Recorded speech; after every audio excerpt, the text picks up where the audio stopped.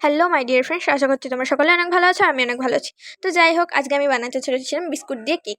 তো সবার প্রথমে বিস্কুট থেকে ক্রিমটা আলাদা করে নিয়েছিলাম, আর বিস্কিটের মধ্যে দিয়ে দিয়েছিলাম 2 টেবিল স্পুন চিনি, তার মধ্যে দিয়ে দিয়েছিলাম দুধ। তারপরে সবকটাকে ভালো করে মিক্স করার পর দেখলাম ওর মধ্যে মানে একটু পাতলা হয়ে গেছে জিনিসটা, এর জন্য ওর মধ্যে আমি দিয়ে দিয়েছিলাম ফ্লাওয়ার।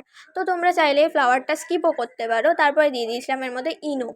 তো ইনোটা আমি আমার পরিমাণ অনুযায়ী দিয়েছিলাম, তোমাদের যতটা লাগবে তোমরা ততটা দেবে, আমি হাফটা দিয়েছিলাম। তো যাই হোক, এর মধ্যে এবার একটা অন্য বাটিতে অয়েল ব্রাশ করে তার মধ্যে এই ব্যাটারটা দিয়ে দিয়েছিলাম।